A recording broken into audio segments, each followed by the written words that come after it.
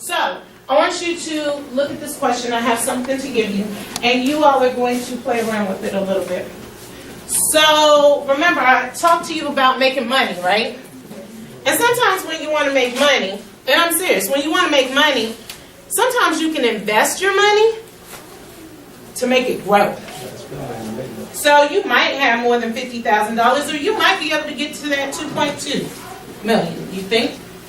50,000, 2.2 million? Because if I invest my money, it is possible that I might be able to make it grow. The idea is, how fast can I get it to grow? So on the side that says launch, there's a question that says, which option would you choose? And it's located up on the board as well. So if you haven't gotten your paper yet, you can read it. So left-hand side of the paper. And you physically have to circle which one you think you would want to choose.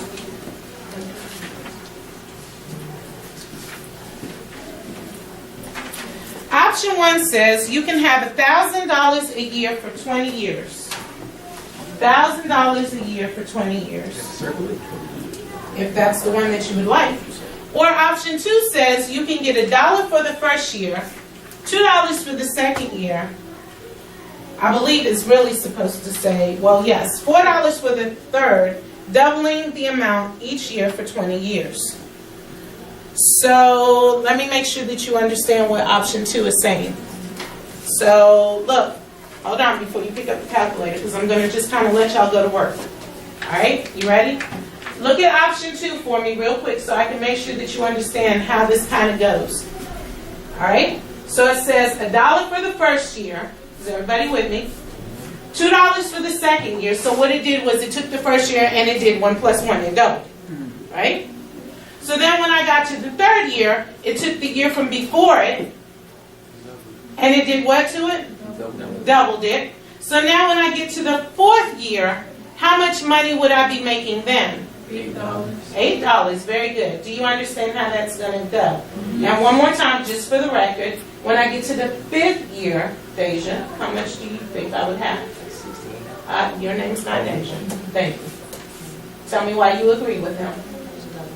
Doubling what, though? 8 from when? From the fourth year. She said fourth year, but you said what year? Previous year. Is everybody okay with that? So make your choice first before you start picking up the calculator. And I just want to walk around and I want to see which one you choose. Oh, and make sure you put your name on your paper, because whatever we don't finish, you're taking home. As I planned for the lesson, I was thinking that I wanted the students to be able to explore, of course, an exponential function. I wanted them to be able to kind of identify how an exponential function would be a little bit different than what they're used to with a linear function. Of course, I wanted to get a lot of the math concept in, but really for them to be able to understand in a real world concept, how it relates to them as they go out into the world, how they can identify linears really easy, but sometimes not be able to see how something would be representative of an exponential function and be able to relate it back to math, things that they see all the time. A lot of times in the books, when they talk about exponential functions, they talk about things that, depending on the type of student, your student may not be going into these types of fields, dealing with bacteria and I guess different types of metals and carbons and stuff. And a lot of the students that we deal with, sometimes they may not think that far into real world ideas. But the idea of money is always something that, regardless of what field you're going to go into, you're going to want your bank account to grow. So I just figured that that would be one of the ideas that could get this point across with the targets and the objectives. And here, a lot of my students have jobs.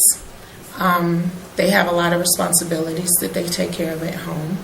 They tend to, of course, plan on living on their own.